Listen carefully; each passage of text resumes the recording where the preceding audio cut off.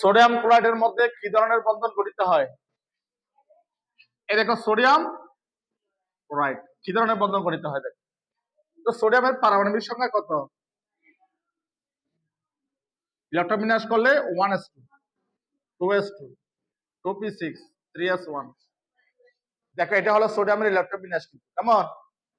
তো প্রথম কক্ষপথ দুটো ইলেকট্রন, এই সর্বশেষ কক্ষপথে কিন্তু একটি ইলেকট্রন রয়েছে না। অপরদিকে যখন তুমি ক্লোরিনের ইলেকট্রন বিন্যাস করবে 1s2 2s2 2p6 3s2 3p5। এখন দেখো এটা প্রথম কক্ষপথ, দ্বিতীয় কক্ষপথ, সর্বশেষ কক্ষপথ না। তো সর্বশেষ কক্ষপথে ইলেকট্রন কয়টি? একটি। এই একটি ইলেকট্রন যদি না থাকতো সে কিন্তু অষ্টক পূর্ণ করতে পারতো। প্রত্যেক মূল চায় কিন্তু অষ্টক পূর্ণ করার জন্য, প্রত্যেক মূল চায় কিন্তু নিষ্ক্রিয় হওয়ার জন্য। নিষ্ক্রিয় হতে হলে নিষ্ক্রিয়ের জন্য শর্ত হলো কয়টি? দুইটি, অষ্টক বা দ্বিতীয় পূর্ণ করতে হবে। তো এর একটা ইলেকট্রন বেশি থাকার কারণে সে অষ্টক পূর্ণ করতে পারতেছে না না। তো তখন সে কি করবে? একটা ইলেকট্রন ত্যাগ করবে। অপরদিকে দেখো ক্লোরিন ইলেকট্রনের সাথে দেখা যায় যে ক্লোরিনের সর্বশেষ কক্ষপথে ইলেকট্রন আছে 7টি। 7টি না, অষ্টক পূর্ণ করতে হলে তার আরেকটা ইলেকট্রন প্রয়োজন। তখন ওই যে সোডিয়াম একটা ইলেকট্রন ত্যাগ করেছে, সে একটা ইলেকট্রন ক্লোরিন গ্রহণ করবে না। ক্লোরিন করলে উভয় অষ্টক পূর্ণ করতে পারবে না।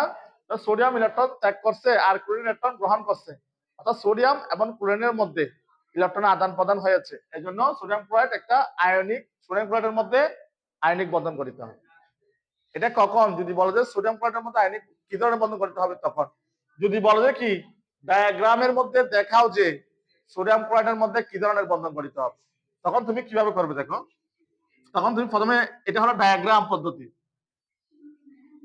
দেখো ইলেকট্রন বিন্যাস,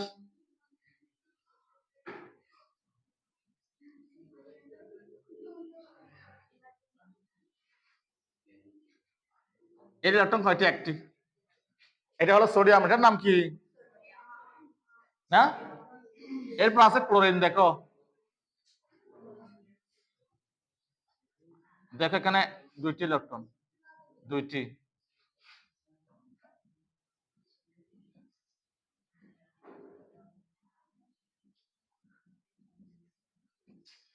সাতটি ইলেকট্রন। দেখো এখন দেখো এটার নাম হলো ক্লোরিন। উভয় কিন্তু অষ্টক পূর্ণ করতে চায় না। তো সোডিয়াম কি করবে? একটা ইলেকট্রন ত্যাগ করে দিবে। সোডিয়াম যখন ইলেকট্রন ত্যাগ করে দিবে তখন সোডিয়ামের ইলেকট্রন কাঠামোটা এভাবে হচ্ছে। দেখো এই দেখো একটা ইলেকট্রন ত্যাগ করে দিচ্ছে না, তাহলে একটা কক্ষপথ চলে যাচ্ছে। দেখো তো ও কি করছে? সোডিয়াম কি করছে? সোডিয়াম একটা ইলেকট্রন ত্যাগ করছে না, তাহলে একটা প্লাস, একটা প্লাস না। তার ক্লোরিন কি করছে? ক্লোরিন কি করছে? একটা ইলেকট্রন গ্রহণ করছে। তখন কি হবে দেখো,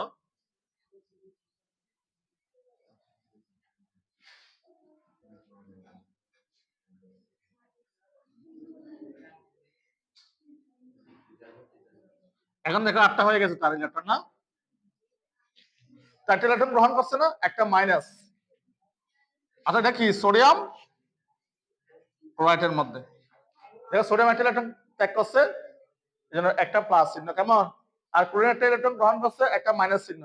তাহলে সোডিয়াম এবং ক্লোরিনের মধ্যে ইলেকট্রন আদান প্রদান হয়েছে, অর্থাৎ সোডিয়াম ক্লোরাইডের মধ্যে আয়নিক বন্ধন গঠিত হবে। কি ধরনের বন্ধন? আয়নিক বন্ধন গঠিত হবে। এটা লিখে নাও, ডায়াগ্রাম সহ লিখে নাও, বুঝছো এটা? এত শোনো, সমযোজী বন্ধন কি দেখো, ইলেকট্রন শেয়ারের মাধ্যমে যে বন্ধন গঠিত হয়। কি বলছি? ইলেকট্রন শেয়ারের মাধ্যমে যে বন্ধন গঠিত হয় তাকে বলা হয় কি? সমযোজী বন্ধন। তো আমি দেখাচ্ছি দেখো, এর সমযোজী বন্ধনটা দেখাচ্ছি। দেখো কার কার মধ্যে সমযোজী বন্ধন গঠিত হয় দেখো। যেমন পানি না, এই যেমন কি পানি। তারপর দেখো এই কার্বন টেট্রাক্লোরাইড, এগুলোর মধ্যে কিন্তু সমযোজী বন্ধন গঠিত হয় না। কিভাবে গঠিত হয় সেটা দেখাচ্ছি দেখো, খেয়াল করো। এই পানির মধ্যে কি ধরনের সমযোজী বন্ধন না, কিভাবে হয় দেখো, এই পানির মধ্যে কি ধরনের সমাজ বন্ধন গঠিত হয় দেখো, এই পানি না, দেখো তো পানি না, এই অক্সিজেন হলো একটি, অক্সিজেন কয়টি আর হাইড্রোজেন কয়টি? তো তুমি যদি ইলেকট্রন বিন্যাস করো দেখো,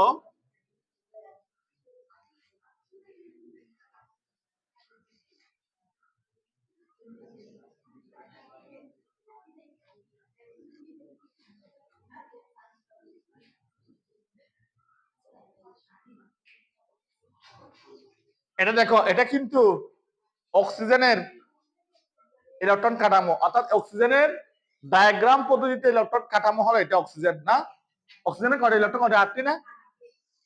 8টি। তো হাইড্রোজেন কয়টা? 2টা না? এই দেখো হাইড্রোজেন 2টা কিভাবে,